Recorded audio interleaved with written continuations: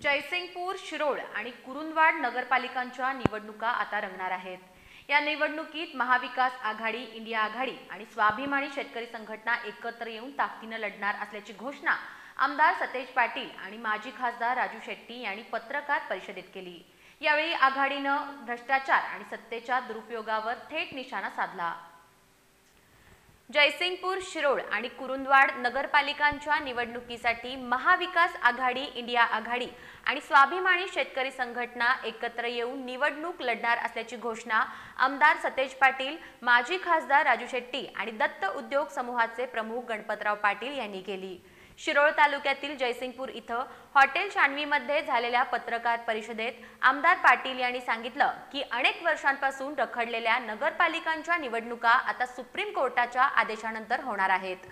लोकप्रतिनिधी आणि प्रशासन ही दोन चाकं आहेत, पण निवडणुका झाल्या नसल्यानं प्रशासनात मनमानी वाढली आहे असंही ते म्हणाले। पाटील यांनी यावेळी सत्ताधाऱ्यांवर थेट टीका करत सांगितलं की देशभरात आणि राज्यात भ्रष्टाचार आणि जमिनी हडपण्याचं सत्र सुरू आहे।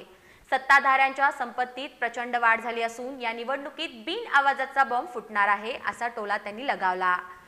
शिरोळ, जयसिंगपूर, कुरुंदवाड नगरपालिका, नगरपरिषदच्या निवडणुका आम्ही महाविकास आघाडी, इंडिया आघाडी आणि शेतकरी संघटना मिळून ताकदीनं लढवणार आहोत। काही ठिकाणी पक्षावरच्या चिन्हावर लढवल्या जातील, काही ठिकाणी आघाडी म्हणून लढवल्या जातील।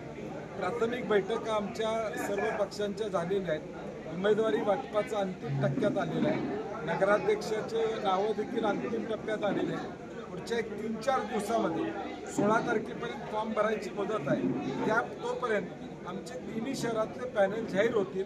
लोकांनी देखील आम्हाला सहकार्य करावं आणि एकदा विश्वास टाकून बघावं। जयसिंगपूरला जे नियोजनबद्ध प्लॅनिंग त्या काळामध्ये छत्रपती शाहू महाराजांनी त्या ठिकाणी केलं, परंतु पुढच्या काळामध्ये ते नियोजन राहिलं नाही आणि म्हणून पुन्हा एकदा तो काळ चांगला आणून देण्याचं स्वप्न आम्ही निश्चितपणे या ठिकाणी पूर्ण करू ही ग्वाही देतो। माजी खासदार राजू शेट्टी यांनी यावेळी सांगितलं की ही निवडणूक धनशक्ती विरुद्ध जनशक्ती आहे। त्यांनी स्पष्ट केलं की या लढाईत आमच्या सोबत वंचित आघाडी आणि आम आदमी पक्षही सहभागी होणार आहेत। भुयारी गटार योजना फसलेली आहे। नगरपालिका इमारतीचं बांधकाम आणि लाईट घोटाळा उघडकीस करण्यात आला। जयसिंगपूर शहरात विकासाचा डोंगर शोधायला आता दुर्बीण लागेल असं जयसिंगपूर शहरातील भ्रष्टाचाराच्या मुद्द्यांवर बोलत असताना शेट्टी म्हणाले। गणपतराव पाटील यांनी सांगितलं की या निवडणुकीत सर्वसामान्य कार्यकर्त्यांना न्याय मिळेल आणि आघाडी खंबीरपणे लढेल।